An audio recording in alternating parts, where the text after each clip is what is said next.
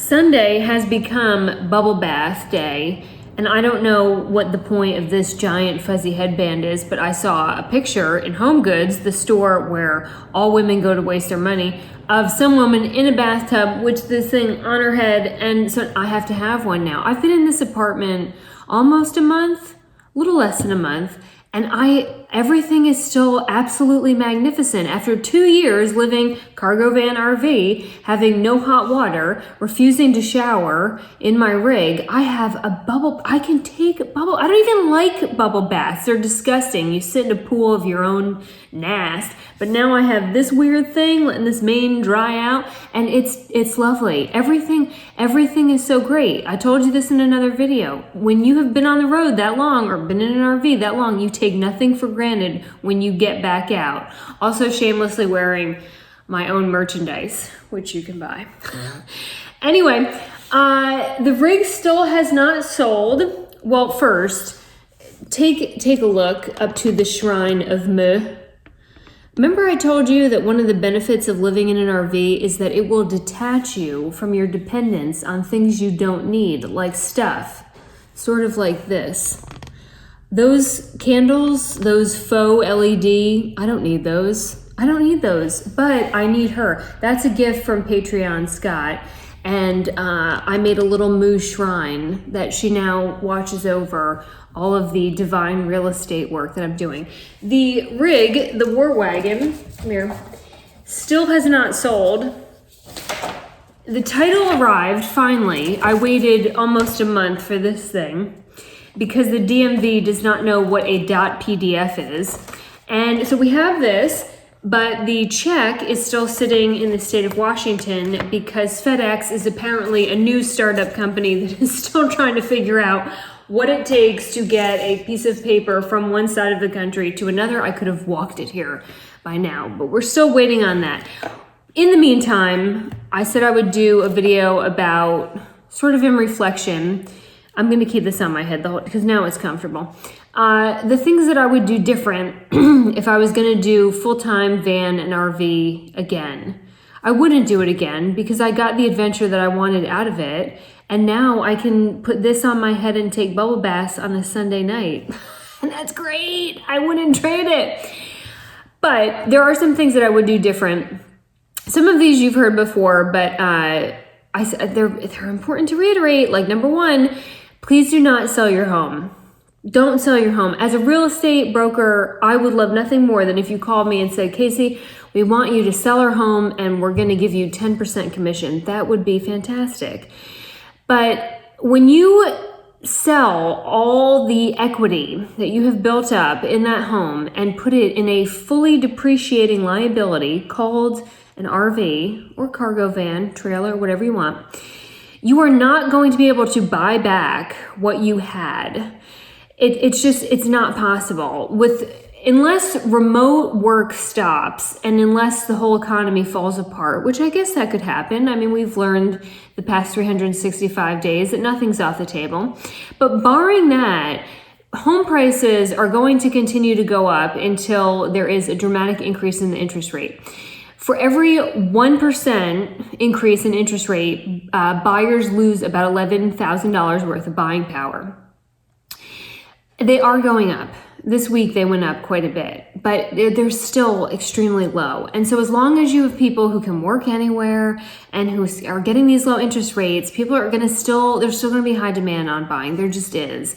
I know that you watch some of these YouTube videos that are predicting the world to end and the housing market to crash, but at least here in Wilmington, North Carolina, and pretty much anywhere in the South, the only thing that's going to stop people from wanting to move here is for people to not like the beach, not like warm weather, not like friendly Southerners, and not want to collect their northern salary at Southern real estate prices. So when people get really excited about the full-time RV thing and they get inspired by this minimalism, like what I used to be doing, I'm not going to buy more of those, I swear. Just one more package. She deserves it. When they get all hopped up on it, and I remember because I did the same thing, and it's like, sell everything we own and get rid of everything, and then we'll just, go live in a shoe in the woods.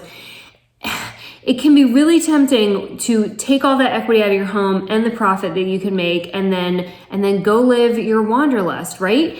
And in some regards, I did the exact same thing, only the difference was that my house was 110 years old and had to be babysat constantly. When you own an old historic home, it's like owning Downton Abbey, but without the cool outfits. There was never a day that I did not have to manage that house. And I knew that if I left it and put renters in it, that they would never take care of it the way that I did. So for me and my particular situation, I have no regrets about selling my house whatsoever. But for the majority of you, and at least for the people who I interact with on a weekly basis to talk about going full time, it just doesn't make any sense to extract all your money and then not be able to buy that house back. Plus, you have no idea how long you're going to want to do this for.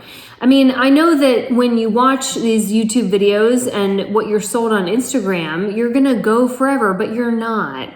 You're not, because life happens.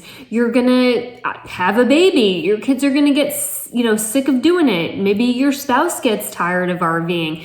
If you're older and you may have medical issues or someone in your family has medical issues, and then you're done. The number one reason, if you read the blogs and some of the YouTube videos on the less popular channels about why people stop, are finances. It's not cheap. I know there's a whole I'm not going to use those words. There's a whole movement about doing this on the cheap, but for most of us who are still working, there's a lot of reasons why you are not going to be able to live out in the woods in a shoe. You're just not.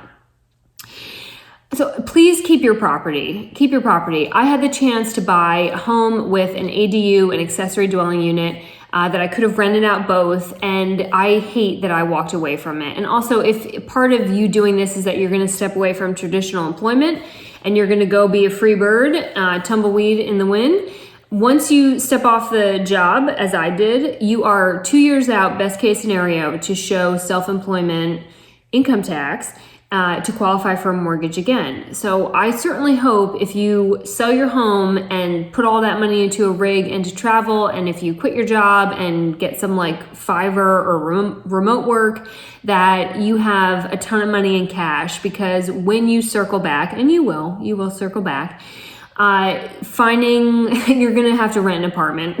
Like, here it is. I am living the reality of how this goes. I am a perfect candidate for a mortgage, and I'm still fighting to get one because I've been off the grid for 2 years without trace of an address or a W-2. I sold my property, and so the upside of stepping off the grid is that it gives you a whole new range of experiences, and the bad side is that when you step back, people are going to have lots of questions, and it's going to be really hard to qualify for just about everything again. So please keep your home. Give yourself that option, rent it out, let someone else pay your mortgage, continue to accrue that appreciation and equity in the home. And if you decide that you can never imagine any other way in like 2 or 3 years than being in your RV, then go ahead and sell the damn thing. But otherwise, you've got somewhere to come home to. Please. Number 2, map out all your stops and finances. This was less of a deal when I was in the van and I wasn't really hooked up to anything. I'll say that as your rig gets more modern and has more amenities, like from being in the van that had very few amenities, and then the fifth wheel, the war wagon, which had every amenity under the sun, the more amenities you have, the more features you have, the more reliant on parks, obviously. I see very little point in spending $40,000 plus to get a big honkin' RV with the slide outs and the TV and all the bells and whistles, or something like mine, like the War Wagon, and then say I'm gonna go park it in a field on BLM land. What was the point of buying all those features if you are not going to use them? Get a tent. But now that the new normal, I hate that phrase because I don't know why anyone would want this to be their normal. This is actually pretty tight on the head. I may black out at some point. It was really comfortable in the tub when I was all relaxed. But now that I'm in work mode, is it hard to take me seriously with this on? I should wear this to work. They'd love that. But with the demand on RVing right now, the wanderlust thing that's out. You're going to have to plan out your stops. You're going to have to fight for space with all the other people who are RVing right now, especially as the weather gets warmer. And you're just not going to be able to do what we could do 2 years ago, which is pull into a town and call some of the parks and see what's available. The KOA where I used to live, that's booked out for months. There's another park here down by Carolina Beach, and that is booked for more than a year. So you're not going to wander like you think you might. And if you are in a bigger rig and you need amenities like to dump your tanks and charge your batteries and all that, then you need to plan out all your stops. You also need to plan out your finances. Like I said, the money thing, it is such a bad message to give people the idea that this is cheap. It's not cheap. Even like the little stuff. When I moved into the KOA, a tank of propane was $13. In 3 months, it went to $20. Okay, well now do that over the course of a month, 2 months and all that. For someone living on a fixed income, it's little costs like that are gonna add up. The price of gas a year ago was it was $1 a gallon. And now we're headed towards $3 a gallon. So it's not cheap. The insurance on the rig is not cheap. There's nothing cheap about it at all. And I pray for the people, and I mean that sincerely, who get caught up in the narrative that buying a 1998 rig and fixing it up is going to be the inexpensive way of doing this, because those people you will always see in the RV parks, and there's always a tech or a maintenance guy that they have to hire who charges $100 plus an hour because stuff is always breaking. RVs were never designed for full-time living. That is not how they were designed. We are demanding that they perform that way, but that is not how they were designed.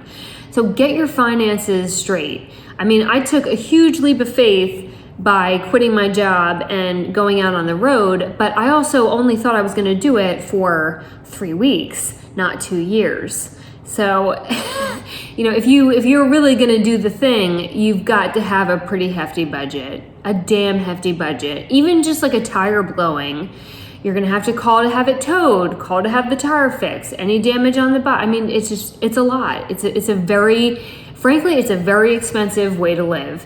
The rent I'm paying right now is ridiculous. It's through the roof, but it's cheaper than I was doing before. So figure out your finances. As far as like the rigs go for full-time living, I fully understand that there are some channels that sing the gospel of full-time van life, and they live in this much space, and there's 2 of them and a shelter dog. And that's their model. That is their business. That's their YouTube channel. I just would never personally do it. I always tell people who want to move into a van, who have a pet, to take that pet on the coldest, rainiest day that they can find during the year and go walk that dog in the morning, because they always have to go tinkle, and then put the dog in the back seat of your car. You get in the front seat and then take a nap. And you would say, oh no, I wouldn't do that. The dog's going to smell. It'll be cold in the car. I'm like, right. And that's exactly what it's going to be like in a van, because all of you are this close together. Now, exercise number 2. One of you gets the flu or diarrhea or stomach virus, and now go sit in your car and be this close to each other for 3 nights of that. How do you like it? The van was the best thing for travel, for turn and burn, go travel. For that, it was phenomenal. For full-time living, you couldn't pay me enough to do it again. The War Wagon was the best thing for full-time living, but I hated it for travel. It was ominous to pull that much weight, and it was a damn production getting the thing set up. Before I bought the War Wagon, I had a little conversation with Humble Road. I'm not sure if he's still on YouTube. I haven't talked to him for a while. I think the last time I talked to him, I yelled at him. That could be why.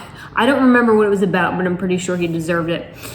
But the bigger rigs are really what you're going to need for full-time living, and you won't appreciate that until you're in a smaller rig. Unfortunately, they're just not very conducive to traveling on the fly. And I remember Humble Road said to me, don't get a 5th wheel unless you only want to move it 3 times a year. And I was like, no, that's not true. I had to move it. And like, damned if I didn't move it 3 times in a year. You just don't want to. It's a production. It's a damn production. If I was gonna do the full-time, like if I finally can get some land and put a rig out there and use that as my home base, I would still do a fifth wheel. I don't like Class A's, I don't like Class C's. I just find that there's too much engine, too many moving parts, they're too hard to service. I'd still do the fifth wheel, but I would get one with a washer and dryer. Everything on the War Wagon was perfect for full-time living, except the washer and dryer.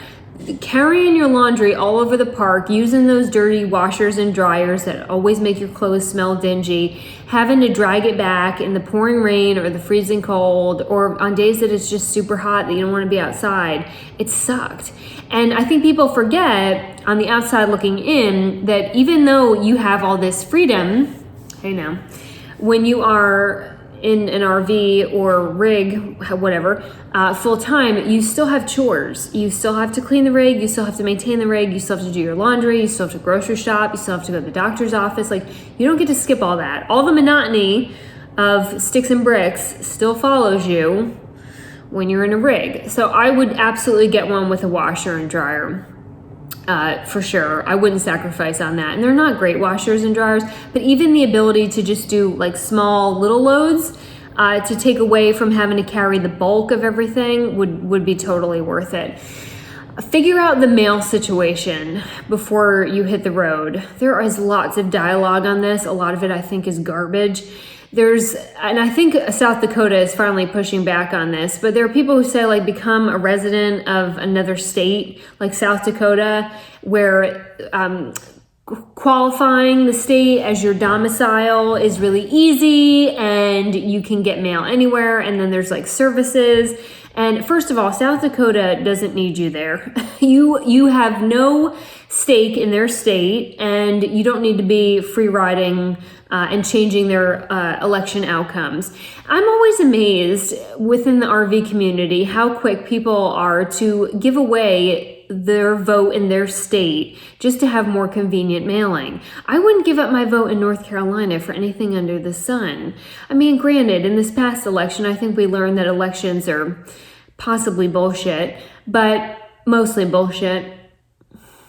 Anyway, it doesn't matter. I still wouldn't do it. I want my vote to count in North Carolina. You need a legit mailing address. This does not happen a whole lot, but there are cases of where their bank figured out that their address was a P.O. box or a UPS box or something else, a commercial address, and they seize their accounts and they can't get their money until they get a permanent address. You also have to register with the DMV, and to vote, to get a voter ID card, you have to have a legit address. Especially the DMV. Now, they will find you real quick if your address is not a real address. So the advice that I was given was to just get a UPS box because it looks like a real address. No, it doesn't. I mean, if your address is a highway where mine is located and it says suite and then a suite number and PMB, personal mailbox, and then a number for that, it doesn't take a neurosurgeon to realize that that is actually a box and not a mailing address. The mail thing was a total pain in the ass and an expensive pain in the ass. When I was on the road in the van, I had it sent to my friends' houses. You can only do that for so long. They want to collect your mail and send you pictures of it and ask you if they can open it and all this other stuff for like a minute in time. It's a burden to put on people who don't need to be burdened. And then the UPS store, that was helpful for receiving packages, but it's expensive. It's $440 a year for the dignity of getting a mailbox to get your Amazon packages. Otherwise, if you're going to stay in parks for a while, I mean, you could try to change your address to the park, but I don't think the park's going to let that fly for too long. And that kind of goes back to my original piece of advice of keep your address. Just keep it. Don't sell that house until you are absolutely sure that you're going to do this till the end of time. If you keep that, you're not going to have an issue with any of your records. You can still have mail sent there. And if for nothing else, if you circle back every so often, you can pick everything up and it will be protected versus having to do what I did, which was guess ahead of time where I was going and have everything forwarded to there. But for legal reasons, you're going to have to figure out some kind of an address, whether that's a relative, if you're going to switch your domicile, all that. Please do not think that using a UPS box or a PO box is going to work for you. Also think about your purpose and what you're trying to accomplish. And this ties back to what I would use for full-time living. What is the goal?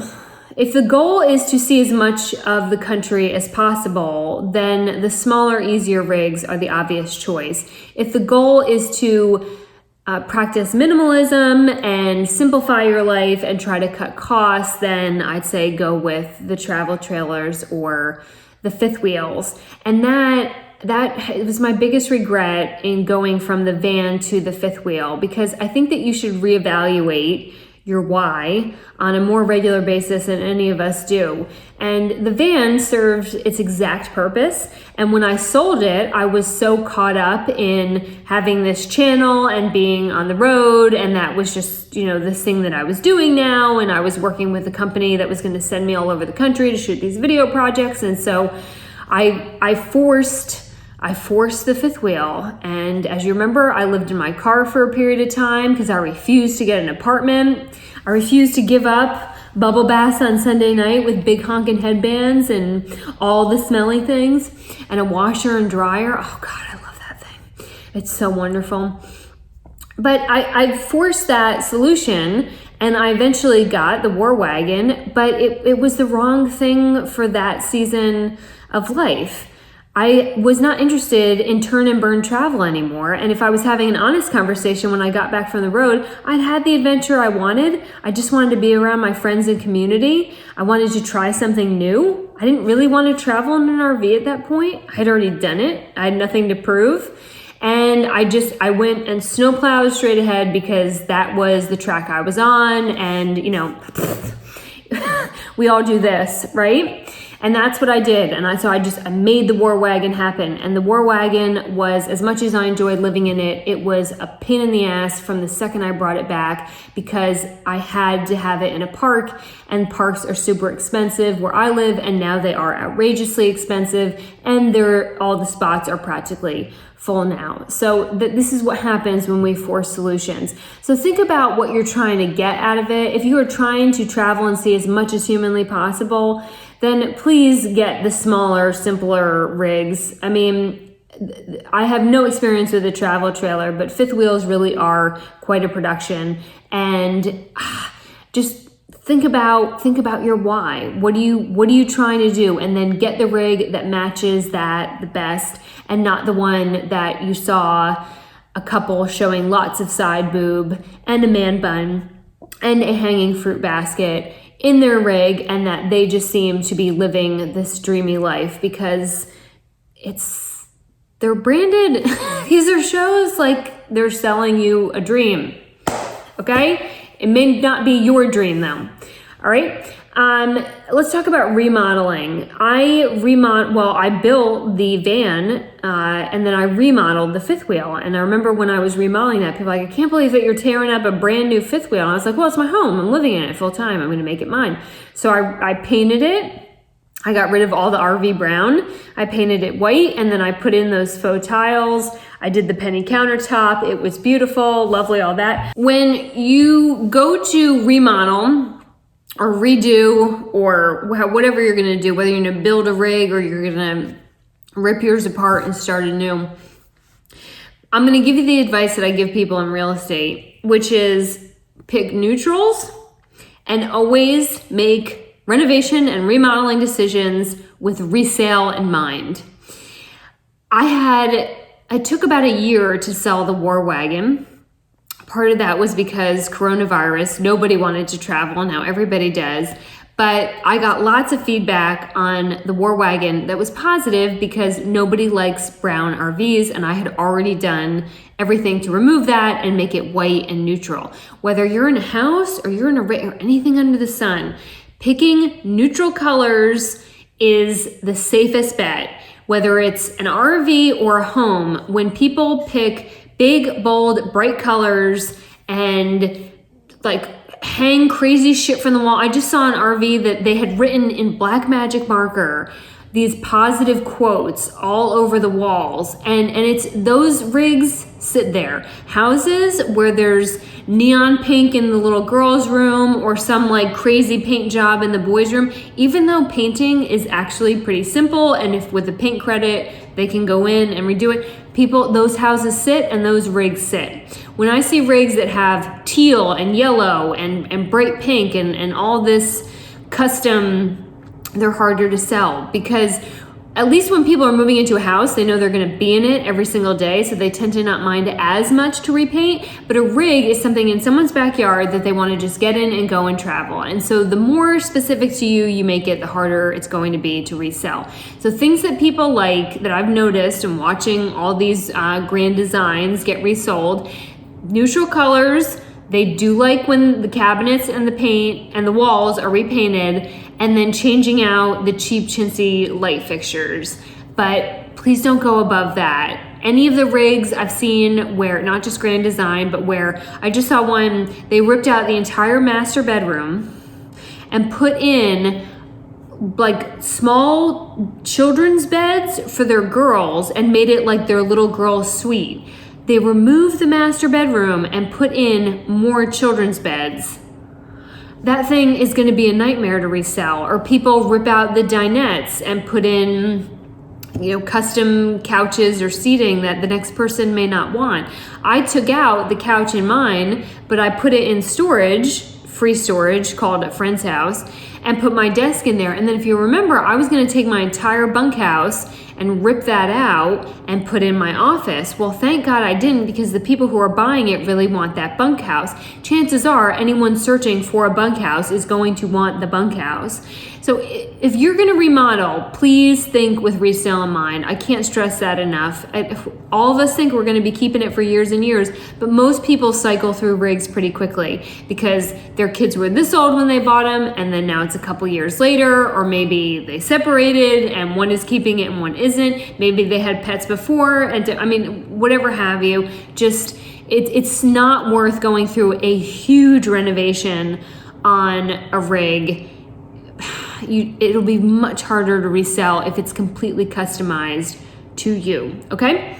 The Wi-Fi situation. God, the Wi-Fi was the bane of my existence in the van and in the fifth wheel. In the van, it was extremely challenging getting a Wi-Fi signal through the van because it was metal and I didn't have any windows.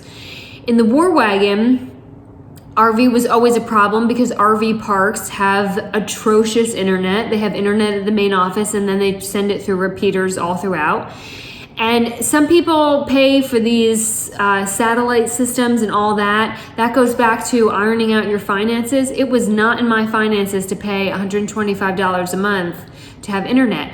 We need to stop the false narrative of unlimited data on cell service and these MiFis or Wi-Fi hotspots. There is no such thing, say it with me, there is no such thing as unlimited data from cellular or from a mobile hotspot. If you read the fine print on every single one of these plans, you get a certain amount of data, and then after that, once you hit that, they throttle it and it slows down your internet dramatically. Well, if you're someone like me who's doing Zoom calls and uploading video and always on social media, I do one Zoom call and upload a video and I've gone through 20 gigs of data. 20 gigs.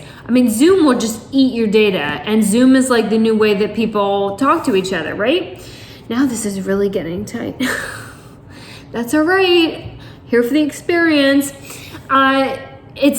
There's no such thing as unlimited data. If you have never hit the threshold of your data, it's because you're not a heavy user. But most of us, especially if you have a family, you've got multiple cell phones, you've streaming videos at night, and then computers, tablets, all that, we're all heavy users.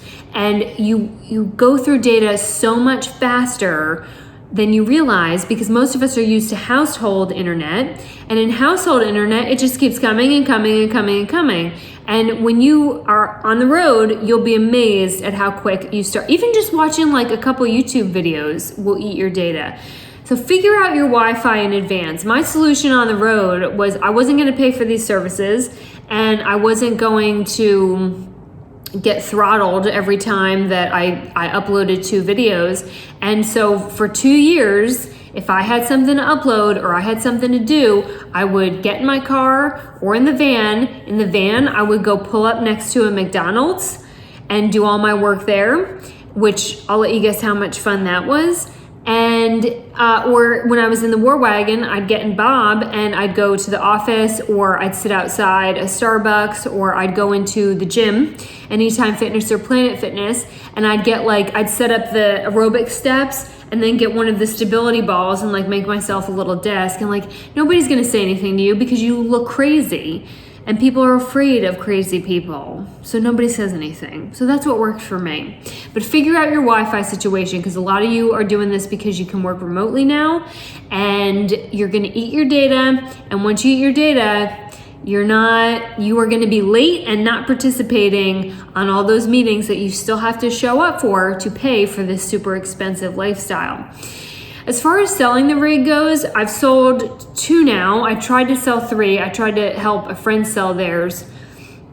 I've sold the van, sold the War Wagon, and then tried with them. And I'll say in all 3 cases, what I would have done differently is not spent a God blessed penny on RV Trader or any of the other services to sell rigs. I understand that some people have had success with those. I have spent a dumb amount of money on trying to list with them and never got anything out of that. In all 3 scenarios, social media sold the rig. All 3. There's plenty of Facebook groups for used rigs, and the one that sold the War Wagon was the community for that make and model of RV, the Grand Design 28BH. And I can promise you, whoever's the manufacturer on your rig, there is a very specific Facebook group for that rig. So people who are looking to buy that model or have questions about it are always on there, and you can post it and you'll see most everyone on there.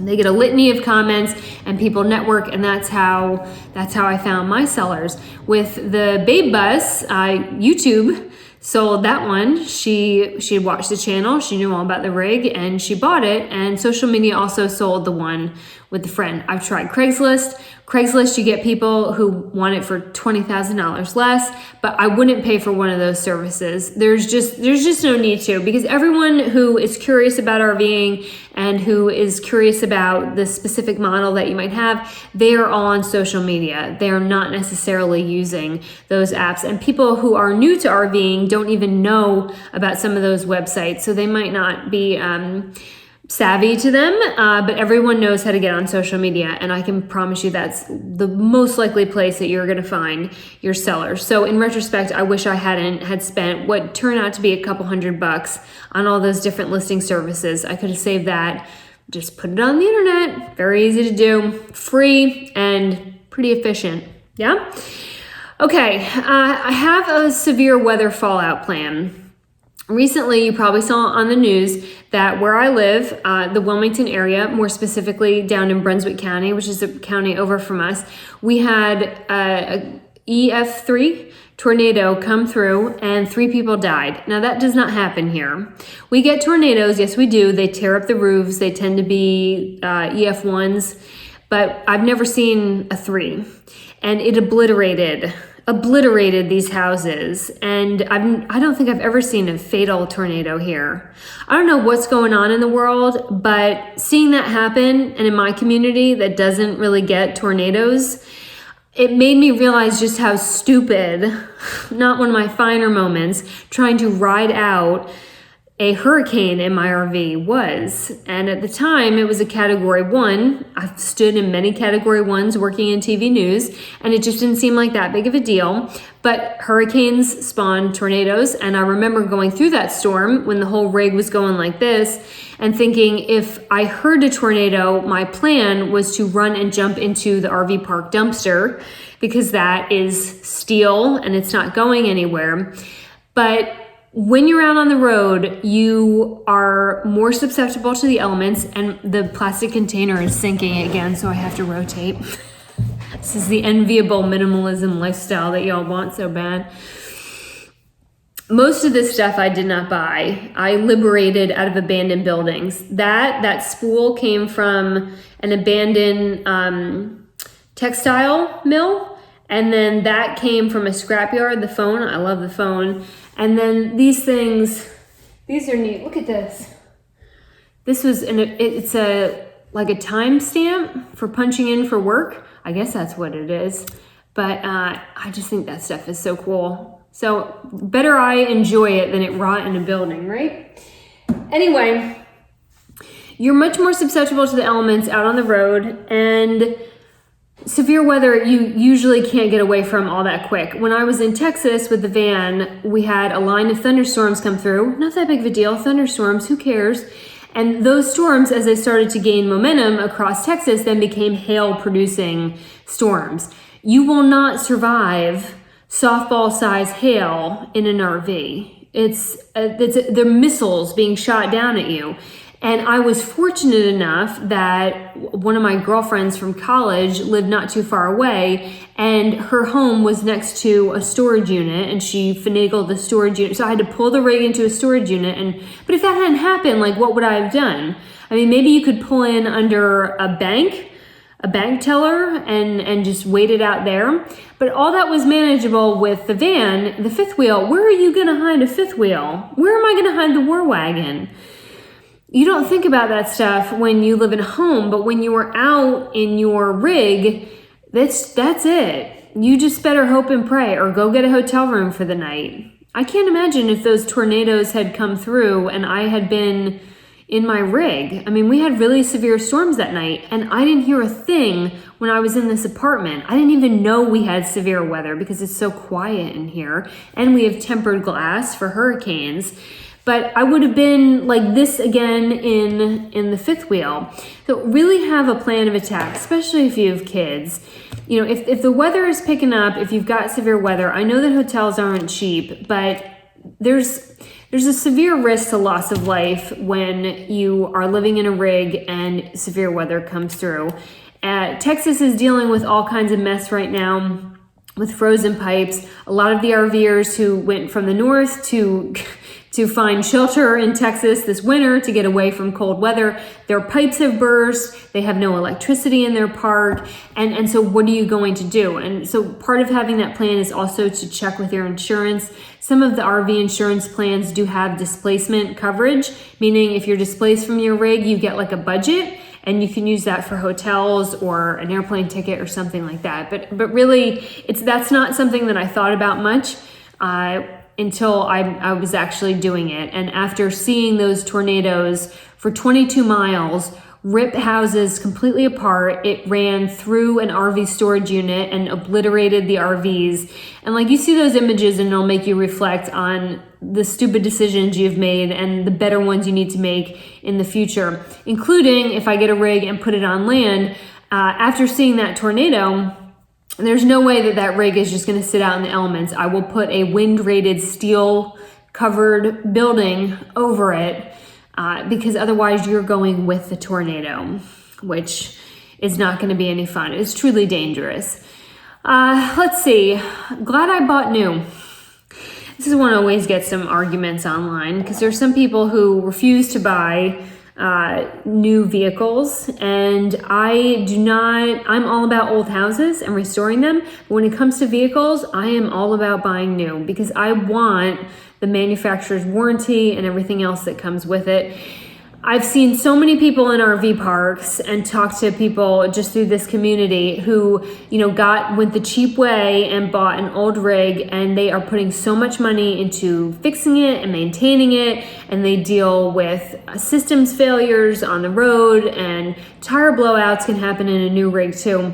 But I'll say that owning a new van and doing all that work, and then owning a new fifth wheel, I really enjoyed being able to just call the manufacturer, especially Grand Design. If I had any issues, you just call them up, you get a human on the phone, they send you the part, or the clear coat on the wheels started to scrape off. I don't know why. So they sent me 4 new wheels and a check for like $200 to cover the hassle of having to put them back on. And that was it. I was done. Any little issues that I had, I was missing a piece of the couch to turn it into a bed. They shipped me brand new cushions. I mean, those are some of the things where I think if you're doing this to simplify your life and make it easy, I don't know that I would trade sticks and bricks for 3 days a week of working on an old rig. I would choose the new thing that has more support behind it. And everyone will tell you that you should never buy a new RV because they depreciate so much and you'll never get your money back. And I'll say I would rather take that hit than have to work on it constantly and spend over $100 an hour to get a repairman out to work on it and potentially sit days, if not weeks, locked at a repair place or a mechanic's because we're waiting on a part or because there's not someone who knows how to service it. Like, I am totally fine with new. Plus, I just don't ever want to empty out someone else's black tank. That's just me. You saw the horror that happened when I had to empty out my black tank for the very last time. And I was more okay with it because it was mine. I would never be okay with it if it was somebody else's. This worked out for me, but now the signs of it not working out are starting to reveal themselves. I see so many people on the owners forums for travel trailers, and this is really for people with trailers or fifth wheels, is they buy the truck first. They shop for the truck first, and then they get on the forums and they ask the internet to size the truck to a rig. You should never ask the internet for that advice. You ask the manufacturer or the dealer. When people buy a truck first, they tend to go for the lesser amount of truck because trucks are very expensive. And then they go shop for a rig and find out that the rig they want cannot be towed by that truck. I cannot even begin to tell you how many times I've talked to people with a Toyota Tundra or like a Ford 150. I don't know why anyone would buy a Ford, but some people do. And then they want to get a 40-foot fifth wheel. And they can, or they get a gas truck, which I mean, in the scheme of bad decisions, a gas truck is a great one to make. If you're just driving around town, it doesn't matter. For towing, gas, Lord have mercy. No, I said before, it's not in the Lord's plan that you buy a gas truck. Absolutely not. Look for the rig that you want that's going to meet your needs and then go backwards. Get the truck that will pull that rig. Take your time. And this is I'll wrap up here, but when this whole thing started for me, when my last of my grandparents died, my grandmother, and I knew I was losing my job in TV news. And so I cut the cord on everything, the job, the house, sold all my stuff, and I was just going to go run around and get a fresh start and then come back and figure it out. And I have zero regrets from having done any of that. But I think in retrospect, I should have taken my time, because the mission was, if we go all the way back to that first video, it was, I believe I called it Look Up, because I thought that my grandmother in her last moments of life, she was looking up at a ceiling and just waiting. And so I wanted to spend more time looking up at the stars and at beautiful buildings and at sunrises and not so much muddled in the day-to-day minutia that is our working lives.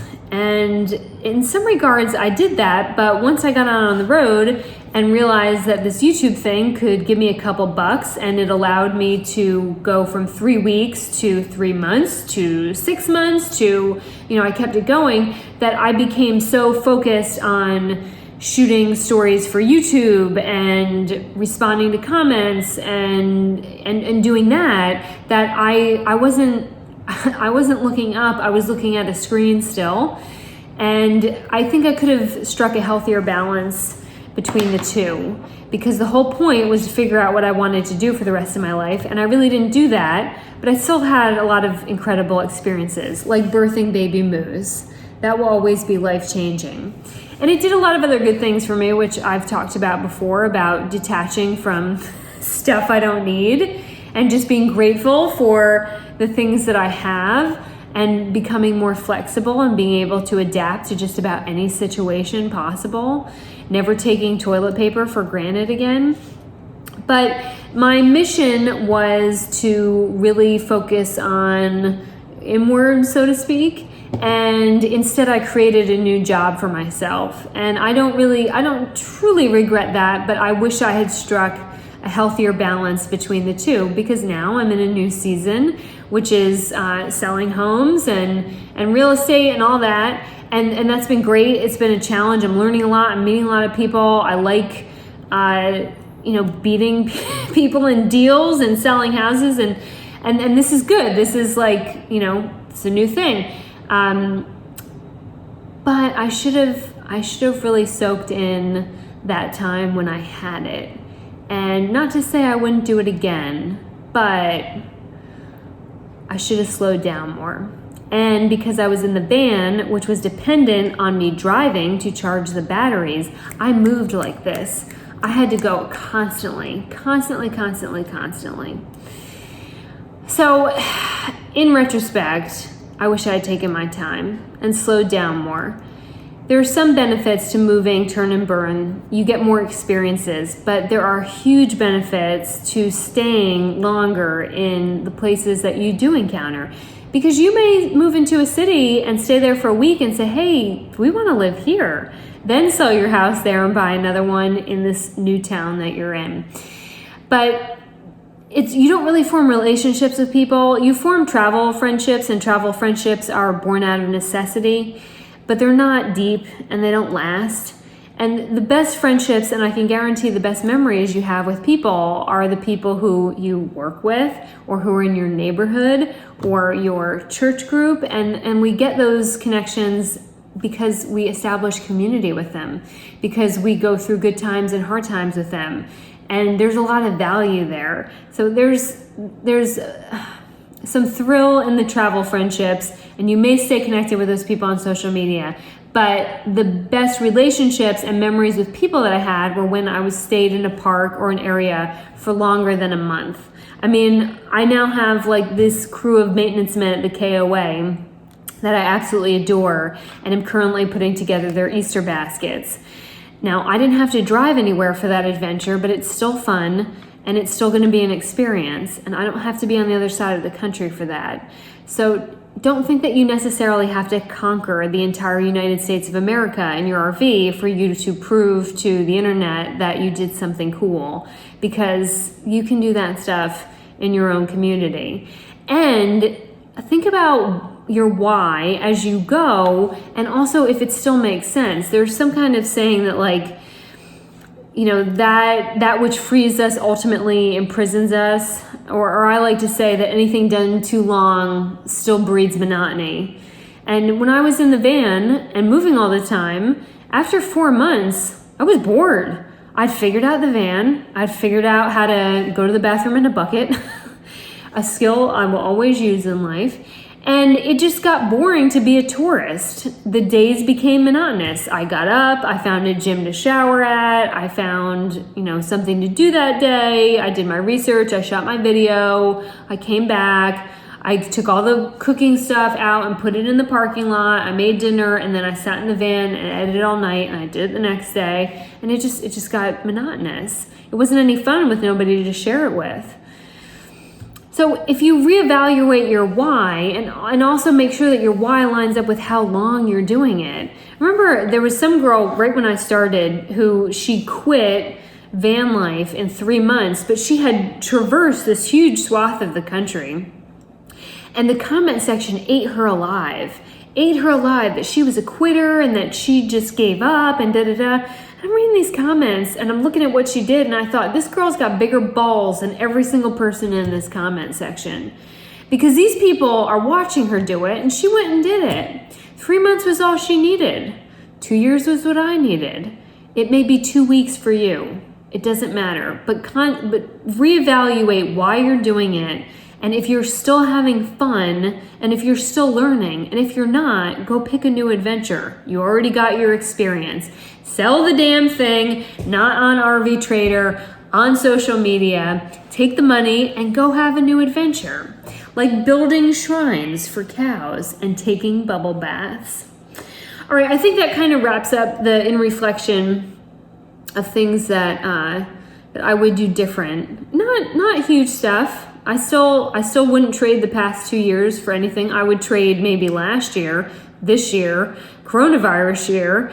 But in general, I like to tell my girlfriends that I make all my decisions based on wanting them to have enough material at my funeral that they have to take an intermission and get snacks because there's so much to say. And they have assured me that they have plenty and that I can knock it off.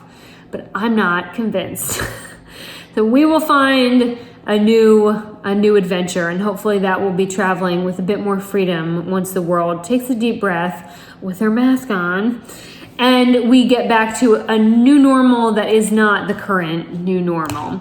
All right, weirdos, if you have ever traveled for long swaths of time in your RV, in your van, however it is, if there's anything that you would do totally different, let's have some useful feedback in the comment section and let me know what you would have done differently and what you're glad you did, so that people who are trying to make these decisions now can make very educated ones. Bye, weirdos.